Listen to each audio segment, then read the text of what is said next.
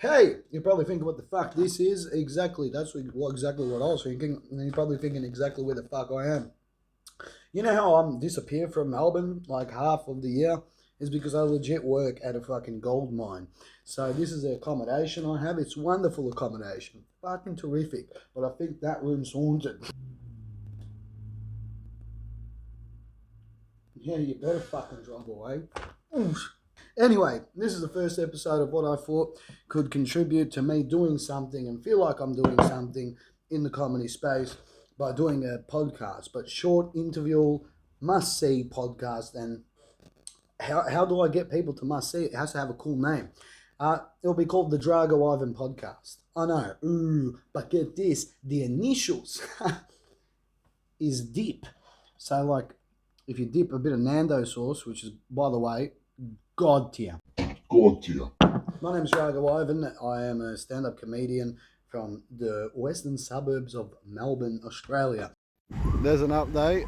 There was a fire in this cafe. And I'm here to talk about the first episode, and a lot of Melbourne-based comics wanted to know what went on in the first Bendigo gig. And they heard from other people, but they haven't heard from fucking me. So here is exactly what happened with the Bendigo gig, plus footage of that night. What a fucking start of an episode, huh? Let's just talk about the chaos. I think it was... No, I completely lost the date. Laughs in the Ghetto presents Good as Gold 4 took place at the wonderful, may I say, gorgeous, the absolute stunning Golden Vine Hotel in Bendigo.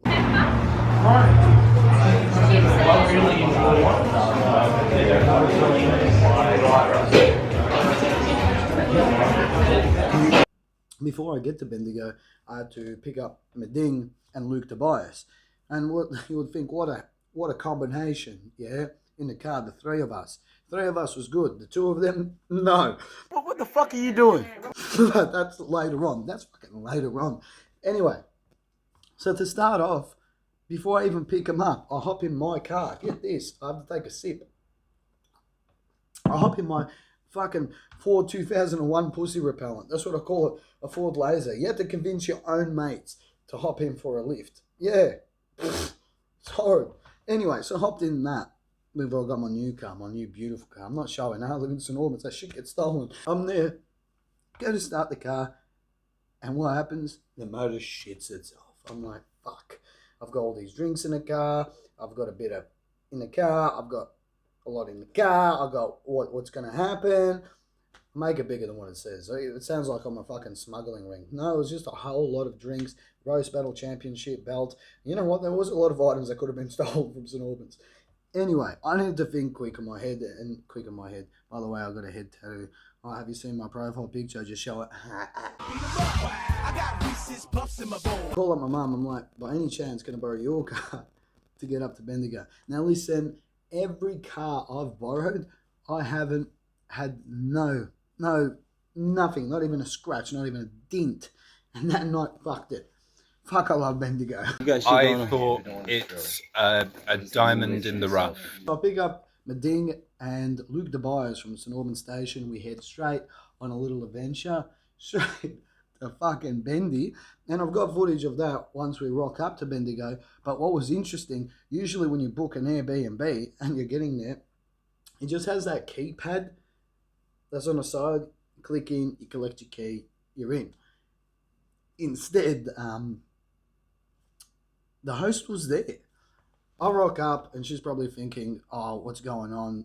This diverse group, are they the new That 70s Show? What the fuck's going on, yeah? Are they 2.5 them instead of 2.5 men? What the fuck? Luke here, Meding. I'm going to say she because I'm not mentioning her name. I'm not putting her within this Drago Ivan podcast just because if this goes shit, yeah, you don't fall with the ship. I'll mention the comics. We have a bond. They have to now. We get to the accommodation and we're there loading up the drinks so we can get silly after the gig, obviously. But we got messy before the gig. That shit is bitch ass nigga. What the fuck? Yeah. What the? then did, well, pretty messy before the gig. No, Meding was lit before the gig. I can tell you that right fucking now. It's fantastic. She mentions that the only reason why she was there was to show us all these secret rooms in a house that looked like Resident Evil. It had 7 rooms. And also in here, this is a back room, not just the actual rooms, but this has got its own toilet.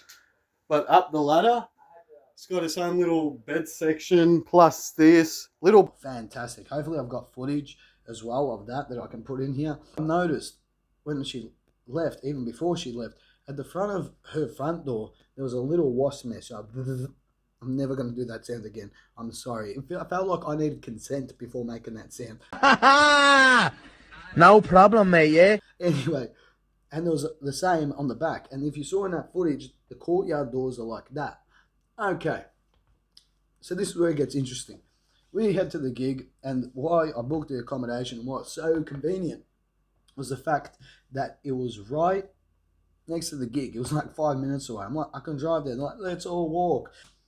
Kick off the gig. The first bracket, it seemed like there wasn't going to be much of a crowd, so I was ready to just go outside, see, like, had the Golden Vine have a tree out there in the smoking area. And I'm like, well, I don't want to be too much of an embarrassment, but this is the time I'll do it. And then, since we're up against the footy, everyone that was watching the footy and a whole bunch of teenagers came to the Golden Vine Hotel. They flocked. I'm convinced they saw 2 people of colour, which was Meding and Hamish. And they're like, we have to go there. Because no shit, this was one of the reactions to Meding and Hamish when a person was walking past. Just like a Luna Park thing, like. And just follow them. Just follow them. It was fucking... You know what? The crowd flocked. The show was fucking rocking, bouncing. We ended up having to buy more alcohol from the Golden Vine Hotel and take it back to the accommodation because half of the alcohol that I had at the accommodation was done before we got to the gig. We get to the gig. Now, at this point, I'm offering my cigarettes like they're candy, left, right, and fucking center, because if I don't, I'm just going to fucking chain smoke them. And, like, I look at my pack of durries now, and I wanted to smoke 4 in the episode. And we get to the gig. I'm not going to get to the gig. Wow. Should have a drink and sober up. We get to the accommodation, and I'm like, hey, I'm going to run down to the servo because I'm out of smokes. That's when I borrowed my car, my mum's car, my mum's car. And there was a little thing where I ended up smashing the side and the tail light. For legal reasons, I'm not going to go any further about why. Just because each time I speak, I feel like that NCIS music is just going louder and louder. It's like bum bum bam bam bam bam. So we come back from the service station and get this. This is what really irritated me. While that little fucking interaction happened with my mum's car and another car, Hamish is like sitting in the back. Hey, that's a weird bin, bro. What? We get back, all right, to the accommodation after we got the cigarettes from the servo, which was a fucking hell of a drive. They were just laughing the whole time, Alessio and Hamish. I have to mention who was in the car, right? So then you can ask them to back it up. Oh no! What do you think about good as gold? What happened? Like, what do you think about good as gold? I think it was the best night of my life, and to see you in your prime, it was absolutely incredible. I can't wait for the roast battle. It's gonna be immense. That's so good.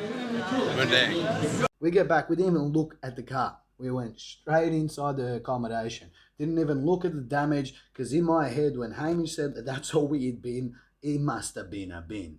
And I remember saying, I don't want to look now. I don't want to look now. We get into the house, into the accommodation. But that night, it became the fucking house to be. Well, as a Dubai comic, I would love gold, dude. I'll add some footage of one particular part that I found fucking hilarious. When I was interviewing Hamish Dio on how the gig was, what the fuck was Meding looking at up in the sky? Like, what? You bring your extended family, fly in, fly out, whatever. It's just fucking, it's a good time, you know? It gets crazy. The accommodation was crazy. And I'm pretty sure Hamish and Alessio were the only ones that didn't sleep. There was a bit of a scuffle. And that bit of a scuffle at the night, I'm not going to mention between who, because that's beef between them, all right? Even the Asians in St Albans learnt not to snitch. You go up to them, you're like, hey, have you heard of Kevin Ewan? They're like, nah, never knew him. And straight off, buddy. Luke Tobias, get this, ends up passing out in the bathtub of the accommodation, but he needed to regurgitate some stuff. He needed to fly some particles out of his fucking mouth, do some verbal assault all over this accommodation that Drago Ivan organised. Anyway, and the toilet was right next to him. I thought that would be the logical thing. No, and you would think everyone thinks that's a logical thing. He proceeded to walk out of the bathroom, go to the lounge room, throw up right next to where Rafi Mayer's sleeping, and Rafi Mayer did not budge. Number one, like definitely an experience. After that, then he proceeds to go back to the bathtub, turn on the water just a little bit, and sleep in the water. That was his words. What the fuck? Anyway, next morning, because this was the fun part, the accommodation, I only booked for 4 people. And I didn't expect... Yeah, I'm surprised we didn't bring more people back to that accommodation. It ended up being a massive amount. You can see in the footage. I'm not going to mention it on this because if Airbnb comes back and says, hey, wait, you should only pay for another 2 people.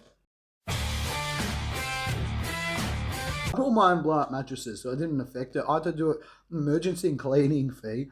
I sent over. I'm happy to cover the cost. And the cost was $616 just for the cleaning fee. I sent over $630 just so it was like an extra apologise. I apologise on behalf of my crew.